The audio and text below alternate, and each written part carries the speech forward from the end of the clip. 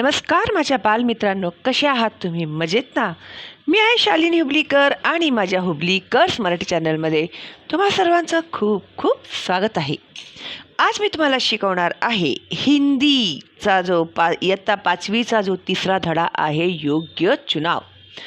योग्य चुनाव म्हणजे एका योग्य माणसाचं निवड करणे, योग्य माणसाचा निवड करणे. ठीक आहे. तर काय आहे बाबा हे योग्य चुनाव? काय गोष्ट असेल ही? तर चला मग आपण शिकूया. राजा मंगलसेन के मंत्री जगतराम बूढ़े हो चुके थे. आता बघा, राजा कोण आहे? राजा मंगलसेन आहे. नावं लक्षात ठेवा हा तुम्ही. नावांमध्ये गोंधळ करणार नाही तर लक्षात ठेवा. राजा कोण होते? राजा होते मंगलसेन. ठीक आहे. त्यांच्या मंत्रीचं नाव काय होतं? जगतराम. तर ते बूढे म्हणजे ते म्हातारे झाले होते. ओके. उन्होंने राजा से स्वयं को सेवा मुक्त करने की विनती की. आता जे जगतराम होते ते म्हातारे झाले होते की नाही, तर त्यांनी महाराजांना काय सांगितलं, मंगलसेनला, की बाबा आता मी म्हातारा झालो आहे, तर आता मला तू काय कर, निवृत्त कर, तुझ्या सेवेतून मला निवृत्त कर, रिटायरमेंट मला आता घेऊ दे, कारण की आता माझ्याच्याने हे राज्याचं कारभार होत नाही. असं कोण म्हणाला? जगतराम राजा मंगलसेनला म्हणाला. त्याने काय केली? त्यांना विनती केली. विनती केली म्हणजे विनंती केली. राजा मंगलसेन ने कहा, आप पहले अपने जैसे सेवाभावी, परोपकारी और ईमानदार मंत्री का चुनाव कर लीजिए, तभी आपको सेवा मुक्त किया जा सकता है. आता राजा मंगलसेननी काय अट ठेवली मंत्री जगतरामला, की आप पहले अपने जैसे, आधी तुम्ही तुमच्यासारखाच, सेवाभावी म्हणजे सेवा करणारा, परोपकार करणे म्हणजे दुसऱ्यांवरती उपकार करणारा, आणि इमानदार, हो की नाही, जो लबाड पैसे घेऊन काम करणारा असा मंत्री नको, तर कसा पाहिजे? तो इमानदार पाहिजे. ठीक आहे. तर तुझ्यासारखाच सेवाभावी, परोपकारी आणि इमानदार मंत्री आधी तू मला निवडून दे, तभी आपको सेवा मुक्त किया जा सकता है, तेव्हाच मी तुला निवृत्त करीन. काय अट ठेवली राजाने? मंगलसेन राजाने जगतरामला काय अट ठेवली? की तुझ्यासारखाच सेवाभावी, परोपकारी आणि इमानदार मंत्री मला निवडून दे, त्यानंतरच तुला मी निवृत्ती देतो. ठीक आहे. जगतराम ने आदेश दिया. आता ते मंत्री होते, त्यांनी आदेश दिला, राज्य में ढिंडोरा पिटवा दो कि राज्य के नए मंत्री का चयन अगले गुरुवार को किया जाएगा. आता त्या राजा महाराजांच्या काळात काय मोबाईल होते का आपल्यासारखे? नव्हते. तर एखादी गोष्ट जर सांगायची असेल ना प्रजेला, तर ते ना असे ढिंडोरा पिटत असत, ढम ढम ढम ढम ढम ढम ढम ढम करून, ऐका हो ऐका, ऐका हो ऐका, असं. तर त्याला म्हणतात ढिंडोरा पिटणे. ठीक आहे. तर राज्य में ढिंडोरा पिटवा दो, की काय ढिंडोरा पिटवायचा होता? राज्य के नये मंत्री का चयन होणे म्हणजे निवड होणे. ठीक आहे. आपल्या राज्यासाठी नव्या मंत्रीचं निवड करायचं आहे, तर अगले गुरुवार यानी पुढच्या गुरुवारी ते निवड आम्ही करणार आहोत. इस पद के इच्छुक 11 बजे राज दरबार में पहुँचे. आता ज्यांना आपल्या राज्याचे मंत्री व्हायची इच्छा आहे, त्यांनी काय करा? बरोबर 11 वाजता राज दरबारामध्ये पोहोचा. ठीक आहे. हरकारे गांव गांव ढिंडोरा पीटने लगे. लक्षात ठेवा, हा प्रश्न येतो परीक्षेमध्ये. हरकारे म्हणजे ते ढिंडोरा पिटणारी लोक असतात की नाही, त्यांना म्हणतात हरकारे. ओके, हरकारे गाव गाव ढिंडोरा पीटने लगे. असं सगळीकडे ते लोक बोलत बोलत सगळे गावोगाव ते फिरू लागले की मंत्रीचं चुनाव करणार आहे. अगले गुरुवार के दिन सब लोग 11 बजे बराबर से राज दरबार में आ जाइए. ओके, दिले का इकडे? नाही दिले, मला वाटलं हरकारे दिलेत की काय. ओके, आता चयन वाले दिन राज दरबार की ओर जाने वाले मार्ग पर सुबह से ही नवयुवकों की भीड़ लग गई थी. आता गुरुवारच्या दिवशी निवडणूक होते नाही का, तर चयन वाले दिन, ज्या दिवशी मंत्रीची निवड होणार होती त्या दिवशी राज दरबार की ओर जाने वाले मार्ग पर. आता राज दरबारमध्ये जाण्यासाठी पुष्कळ मुलांची, नवयुवक म्हणजे तरुण मुलांची गर्दी, भीड म्हणजे काय, गर्दी कुठे जात होती? राज दरबाराकडे जात होती. सैकड़ों की संख्या में युवक दरबार की ओर जा रहे थे. आता राज्याचा मंत्री व्हायचं म्हणजे खायची गोष्ट आहे का, हो की नाही? आणि एवढं चांगलं जर पोस्ट आपल्याला भेटणार असेल तर मग मुलं जाणारच की नाही स्वतःला निवडून घ्यायला. जर सगळ्यांना वाटतं ना असं की माझं निवड झालं तर मी काय होईल, या राज्याचा मंत्री होईल. तर सगळे जे तरुण होते ते तिकडे जात होते राजदरबारामध्ये. इसी रास्ते पर एक तरफ एक वृद्ध हताश सा बैठा था. आता त्याच वाटेवरती एक म्हातारा, वृद्ध माहिती आहे ना तुम्हाला, वृद्ध म्हणजे म्हातारा, हताश सा बैठा था. हताश होऊन म्हणजे उदास, दुःखी होऊन बसलेला होता. उसकी बैलगाड़ी का एक पहिया रास्ते के किनारे कीचड़ में फंस गया था.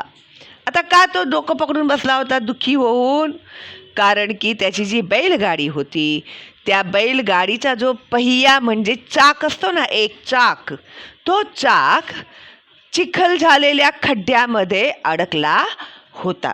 आता तुम्हाला तर माहिती आहे ना, पाऊस वगैरे पडला तर चिखल असतं, खड्डे असतात, त्याच्यामध्ये अडकतात, गाड्याचे चाकंसुद्धा अडकतात. तर तशाच प्रकारे त्या वृद्ध माणसाचं जे चाक होतं बैलगाडीचं ते त्या खड्ड्यात अडकलं होतं आणि ते त्याला काढता येत नव्हतं, म्हणून तो बिचारा हताश होऊन बसला होता, थकून बसला होता. उसकी बैलगाड़ी का एक पहिया रास्ते के किनारे कीचड़ में फंस गया था. वृद्ध ने कई बार पहिया कीचड़ से निकालने की कोशिश की पर असफल रहा. आता तो बिचारा होता म्हातारा आणि तुम्हाला तर माहितीच आहे ना बैलगाडीची चाक किती वजनदार असते आणि किती मोठीसुद्धा असते. तर एक म्हातारा माणूस, त्याची ताकद पुरणार आहे का एकट्याला ते ढकलून बाहेर काढण्यासाठी? तर तो प्रयत्न करत होता पण ते त्याच्याने जमत नव्हतं, असफल होत होता तो. म्हणजे सफलच्या विरुद्ध असफल. सफल होणे म्हणजे यशस्वी होणे, असफल म्हणजे अयशस्वी होत होता. तो त्याने प्रयत्न करत होता तो पण त्याला ते जमत नव्हतं. मंत्री पद के अनेक उम्मीदवारों ने राज दरबार जाते समय यह दृश्य देखा पर किसी ने भी वृद्ध की सहायता नहीं की. आता बघा, इथे अनेक युवक जे आहेत ते राज दरबाराकडे चाललेले आहेत, ते बघत आहेत, पण त्यापैकी कुणीही त्या वृद्ध माणसाची मदत करण्यासाठी थांबला नाही. बघितलं सगळ्यांनी आणि ते निघून गेले तिकडनं. ठीक आहे. तर उमेदवार युवकों में एक था कर्मवीर. आता त्या तरुणांमध्ये एक कर्मवीर नावाचा मुलगा सुद्धा होता. कर्मवीर निर्धन परिवार का प्रतिभाशाली युवक था. कर्मवीर निर्धन म्हणजे अतिशय गरीब, धन नाही, धनच्या विरुद्धार्थी शब्द निर्धन. ठीक आहे, धन नाही असा गरीब होता तो. एक प्रतिभाशाली युवक था. गरीब असला तरी तो फार हुशार होता. ओके, वह तेजी से राज दरबार की ओर जा रहा था. त्यालाही मंत्री बनायचं होतं. तो सुद्धा राज दरबारकडे चालला होता. उसी समय बैलगाड़ी वाला वृद्ध एक बार फिर पहिया कीचड़ से बाहर खींचने का प्रयास कर रहा था. तेव्हा तो जो वृद्ध माणूस होता ना, म्हातारा, त्याने परत एकदा त्या बैलगाडीला कीचडमधून बाहेर काढण्याचा तो प्रयत्न करत होता. ओके. यह दृश्य देखकर दरबार पहुंचने की चिंता न करते हुए कर्मवीर सीधे कीचड़ में उतरा. त्याने बघितलं की अरे बिचारा म्हातारा माणूस आहे आणि एवढी मोठी बैलगाडी तो ढकलण्याचा प्रयत्न करत आहे, खड्ड्यातून काढण्याचा प्रयत्न करत आहे. तर त्याने एकाही क्षणाचा विचार न करता तो काय झाला, त्या कीचडमध्ये तो उतरला. ठीक आहे. तर जोर लगाकर उसने बैलगाड़ी का पहिया कीचड़ से बाहर निकाला. आता तो होता तरुण. तर तरुण मुलांमध्ये तर असतेच ना ताकद. तर त्याने काय केलं, ताकद लावली आणि ते जे कीचडच्या ह्याच्यामध्ये फसलेली होते त्याचं चाक, त्या वृद्ध माणसाचं, त्याला त्याने बाहेर काढलं. ठीक आहे. वृद्ध ने उसे ढेरों आशीर्वाद दिए. म्हातारा खुश झाला, वृद्ध माणूस. मग त्याने त्याला खूप आशीर्वाद दिलं आणि तो त्याला फिर इनाम में कुछ रुपये देने चाहे. अरे बाबा, तू खूप मदत केलीस रे मला, हे माझं चाकच निघत नव्हतं, तर आता हे घे, तुला बक्षीस म्हणून काही पैसे घे, असं त्याने त्याला बक्षीस देण्याचा प्रयत्न केला. पर कर्मवीर ने विनम्रता से मना कर दिया. आता कर्मवीर जो होता तो एक चांगला आणि सभ्य मुलगा होता. आता एखाद्याला आपण मदत केली तर त्याच्या बदल्यात काहीतरी अपेक्षा करणार का आपण? तुमच्यासारखा होता का तो कर्मवीर? आधी मला चॉकलेट दे, मगच मी काम करतो, आधी मला हे दे, आधी मला ते दे, असं करताना तुम्ही लोक खरं खरं सांगा. मम्मीला बिचारीला ब्लॅकमेल करता लब्बाड. तर कर्मवीर तसा नव्हता काही तुमच्यासारखा. तर त्याने काय सांगितलं की नको, मला हे पैसे नको आहेत. देर हो जाने की आशंका से भागते दौड़ते कर्मवीर दरबार पहुंचा. आता त्या वृद्ध माणसाची मदत करण्यासाठी त्याला उशीर झाला राजदरबारमध्ये. अरे बाबा, आता उशीर होईल मला आणि आता जास्त मी ते बोलत उभं राहिलो. तर तो घाईघाईने धावतच तो राजदरबारात गेला. वह हाफ रहा था. आता तो धावतच गेला, त्यामुळे तो थकला आणि तो हाफ राहता. आता जसं तुम्ही पळून पळून दमलात की तुम्ही कसं दमछाक होते ना तुमची, असं हा करता ना तुम्ही, तशाच प्रकारे तो सुद्धा हाफने म्हणतात. त्याला काय म्हणतात? हाफने. दमतो ना आपण. उसके कपडे कीचड़ से सने थे. आणि त्याचे कपडे सुद्धा पूर्ण कीचडनी माखलेले होते. सगळं चिखल त्याच्या कपड्यांना लागलं होतं. सारे उमेदवार उसे देखकर हसने लगे. आता बघा, कुठेही जाताना, आता बघा राजाच्या दरबारामध्ये जाताना कुणी असे घाणेरडे मळके कपडे घालून जाणार का? सांगा बघू मला.